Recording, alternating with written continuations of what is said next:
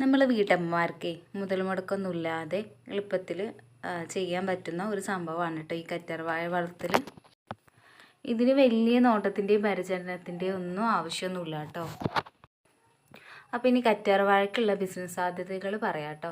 അപ്പോൾ അതിന് നിങ്ങൾക്ക് ഇങ്ങനെ കറ്റാർവാഴകൾ ഉണ്ടാക്കിയിട്ട് നമുക്കിപ്പോൾ ഒരു തൈ വാങ്ങുകയാണെന്നുണ്ടെങ്കിൽ തന്നെ നമുക്കതിന്ന് ഒരുപാട് തൈകൾ ഉണ്ടാക്കിയെടുക്കാൻ പറ്റും. അങ്ങനെ ഉണ്ടാക്കിയെടുത്താൽ നിങ്ങൾക്ക് അങ്ങനെ തൈകളായിട്ട് തന്നെ സെയിൽ ചെയ്യാൻ പറ്റും കേട്ടോ. അപ്പോൾ അങ്ങനെ നിങ്ങൾക്ക് ഓരോ തൈകളും വിൽക്കാം. അതല്ലാന്നുണ്ടെങ്കിൽ ഇതെല്ലാം മൂല്യവർദ്ധിത പ്രൊഡക്ട്സുകളായിട്ട് നിങ്ങൾക്ക് സെയിൽ ചെയ്യാൻ പറ്റും. അതായത് ഇപ്പം നമുക്കൊരു തൈ വിൽക്കുകയാണെന്നുണ്ടെങ്കിൽ 20 രൂപയാണ് നമുക്ക് കിട്ടുക. നിങ്ങൾക്ക് അങ്ങനെ അല്ലാതെ നിങ്ങൾക്ക് ഒന്നും കൂടി ഇതിൻ്റെ മൂല്യം വർദ്ധിപ്പിക്കാൻ പറ്റുന്ന പ്രൊഡക്ട്സ് ഇതുകൊണ്ട് ഉണ്ടാക്കാൻ പറ്റും. ഉദാഹരണത്തിന് പറയുകയാണെന്നുണ്ടെങ്കിൽ നിങ്ങൾക്ക് ഇതുകൊണ്ട് അലോവേര ജെല്ല് ഉണ്ടാക്കാം. അതുപോലെ സ്ത്രീകൾക്ക് എളുപ്പത്തിൽ ചെയ്യാൻ പറ്റുന്നൊരു കാര്യമാണ് സോപ്പ് ഉണ്ടാക്കൽ കേട്ടോ. സോപ്പ് നിർമ്മാണം അലോവേര ഒക്കെ വെച്ചിട്ട് സോപ്പും കാര്യങ്ങളൊക്കെ ഉണ്ടാക്കാൻ പറ്റും. അതുപോലെ നിങ്ങൾക്ക് അലോവേര വെച്ചിട്ട് അങ്ങനെ കുറേ കാര്യങ്ങൾ ചെയ്തെടുക്കാൻ പറ്റും കേട്ടോ. പിന്നെ അങ്ങാടിക്കടകളിലല്ലാതെ ഇങ്ങനെ ഇത് വെച്ചിട്ട് നിങ്ങൾക്ക് ഇനിയിപ്പോൾ സോപ്പും കാര്യങ്ങളൊന്നും ഉണ്ടാക്കാൻ പറ്റൂല എന്നാണെന്നുണ്ടെങ്കിലും അതുപോലെ ഓയിലും കാര്യങ്ങളും സോപ്പും കാര്യങ്ങളൊക്കെ ഉണ്ടാക്കുന്നവർക്ക് വേണ്ടിയിട്ട് നിങ്ങൾക്ക് സെയിൽ ചെയ്യാൻ പറ്റും കേട്ടോ. നിങ്ങളുടെ അവിടെ അങ്ങനെയുള്ള ആളുകളൊക്കെ ഉണ്ടെന്നുണ്ടെങ്കിൽ അവർക്ക് എത്ര കിട്ടിയാലും അവർ കൂടുതൽ വേണ്ടി വരും. അപ്പോൾ അവരായിട്ടൊക്കെ ബന്ധപ്പെട്ടിട്ട് നിങ്ങൾക്ക് അങ്ങനെ അവർക്ക് എത്തിച്ചു കൊടുക്കാൻ പറ്റും കേട്ടോ.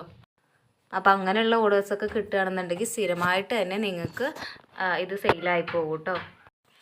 പിന്നെ കറ്റാർവാഴ ഒരു തൈ വെച്ചിട്ട് തന്നെ പിടിച്ച് കിട്ടുന്നില്ല എന്നൊക്കെ ഒരുപാട് പേര് പറഞ്ഞിട്ടുണ്ടായിരുന്നു കേട്ടോ. നമുക്ക് ആ ഒരു പ്രശ്നമൊന്നും വന്നിട്ടില്ല. അത് ചെറിയ കുറച്ച് കാര്യങ്ങൾ ശ്രദ്ധിച്ചാൽ മതി. നമ്മൾ കൂടുതലായിട്ടൊന്നും ഞാൻ പറഞ്ഞല്ലോ വളങ്ങളും കാര്യങ്ങളും ഒന്നും ഇട്ട് കൊടുക്കേണ്ട ആവശ്യമൊന്നുമില്ല. ഞാൻ ആദ്യമൊക്കെ ചെയ്തിരുന്നു കേട്ടോ. മുട്ടത്തോടും പഴത്തിൻ്റെ ഇതൊക്കെ ഞാൻ ഇട്ട് കൊടുത്തിട്ടുണ്ടായിരുന്നു. പക്ഷേ അതിൻ്റെ ഒന്നും ആവശ്യമില്ല. ഇപ്പോൾ കുറേ കൊല്ലങ്ങളായിട്ട് ഞാനിത് കെയർ ചെയ്യാറ് ഇല്ല കേട്ടോ. കെയർ ചെയ്യാറില്ല എന്ന് പറഞ്ഞാൽ അങ്ങനത്തെ ഐറ്റംസ് ഒന്നും ഇട്ട് കൊടുക്കാറില്ല. വേനൽക്കാലമൊക്കെ ആണെന്നുണ്ടെങ്കിൽ നമ്മൾ നനച്ച് കൊടുക്കേണ്ടി വരും. നല്ല കടും വേനലൊക്കെ ആണെന്നുണ്ടെങ്കിൽ നിങ്ങൾക്ക് ഡെയിലി നനച്ചാലും കുഴപ്പമൊന്നുമില്ല. അല്ലെങ്കിൽ ഒന്നരാടൊക്കെ ആയിട്ട് ഒന്നിടവിട്ടിട്ടൊക്കെ നനച്ച് കൊടുക്കാം.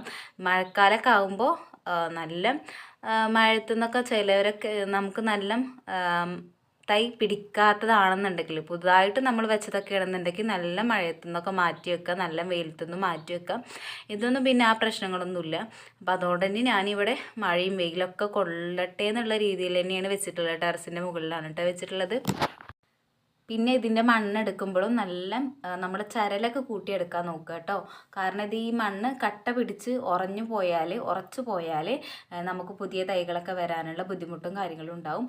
അപ്പോൾ അതൊന്ന് ശ്രദ്ധിക്കുക കേട്ടോ. പിന്നെ ഞാനധികം പ്ലാസ്റ്റിക് കവറിലും ചാക്കിലൊക്കെയാണ് വെച്ചിട്ടുള്ളത്. കുറേയൊക്കെ കേട് വന്നിട്ടൊക്കെ ഉണ്ട്. കവറും കാര്യങ്ങളൊന്നും ഞാൻ മാറ്റി വെച്ചിട്ടൊന്നുമില്ല കേട്ടോ.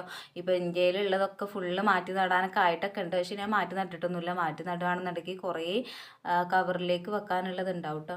അപ്പോൾ അതും ശ്രദ്ധിക്കേണ്ട ഒരു കാര്യം എന്താണെന്ന് വെച്ചാൽ കവറിനൊക്കെ അടിയിൽ ഒരുപാട് ഓട്ടകൾ ഞാൻ ഇട്ട് കൊടുത്തിട്ടുണ്ട് കേട്ടോ, ഈർക്കിലൊക്കെ ഉപയോഗിച്ചിട്ട്. അപ്പോൾ നിങ്ങൾ എന്താണോ എടുക്കുന്നത് അതിനനുസരിച്ചിട്ട് നല്ല ഓട്ടകൾ ഇട്ട് കൊടുക്കാൻ നോക്കുക കേട്ടോ. കാരണം വെള്ളം ഇതിൽ കെട്ടിക്കിടന്നാൽ അത് ചീഞ്ഞു പോകും. അപ്പോൾ അതുകൊണ്ടാണ് ഇതിൽ വെള്ളം കെട്ടി നിൽക്കാത്തത് കാരണം കൊണ്ടാണ് മഴക്കാലത്തും ഇങ്ങനെ മഴയത്ത് വെച്ചിട്ടും നമുക്ക് നല്ല രീതിയിൽ തന്നെ ചീഞ്ഞു പോവാതൊക്കെ കിട്ടിയിട്ടുള്ളത് കേട്ടോ. പിന്നെ വേറെയുള്ളത് കൃഷി ചെയ്യുന്ന പോലെയല്ല. ഒരിക്കലും നമ്മളൊന്ന് കരിഞ്ഞു പോയാലും പിന്നെയും നമുക്കിത് വെള്ളമൊക്കെ നനച്ച് കൊടുത്ത് നോക്കുകയാണെന്നുണ്ടെങ്കിൽ നല്ല രീതിയിൽ തന്നെ വരും കേട്ടോ. ഇപ്പോൾ എൻ്റെ കഴിഞ്ഞൊരു ഷോർട്ട് വീഡിയോയിലൊക്കെ നിങ്ങൾ കണ്ടിട്ടുണ്ടാവും. ഒരു 2 മാസം മുന്നേക്കുള്ള വീഡിയോയിൽ ആ കരിഞ്ഞുണങ്ങി ഞാനിവിടെ ഇല്ലാത്ത സമയത്ത് കരിഞ്ഞുണങ്ങി പോയത് നല്ല വേനലായിരുന്നു ആ ഒരു സമയത്ത്. പക്ഷെ ഇപ്പോൾ ഇത് ഇത്രയും നന്നായത് നമ്മൾ ഇപ്പോൾ മഴയൊക്കെ ആയപ്പോൾ നല്ല രീതിയിൽ തന്നെ വന്നിട്ടുണ്ട് കേട്ടോ. പിന്നെ നമ്മൾ ആ വേനൽക്കാലത്ത് ഞാൻ വന്നതിന് ശേഷം വെള്ളമൊക്കെ നനച്ച് നമുക്ക് റെഡിയാക്കി എടുക്കാൻ പറ്റും കേട്ടോ. വേറെയുള്ള തൈകളും കാര്യങ്ങളൊക്കെ ആണെന്നുണ്ടെങ്കിൽ ഉണങ്ങിപ്പോയാൽ പിന്നെ അത് പോയത് തന്നെയാണ്. പക്ഷേ ഈ കറ്റാർവാഴയുടെ കാര്യത്തിൽ നമുക്ക് അങ്ങനത്തെ പേടിയൊന്നും പേടിക്കാനില്ല കേട്ടോ.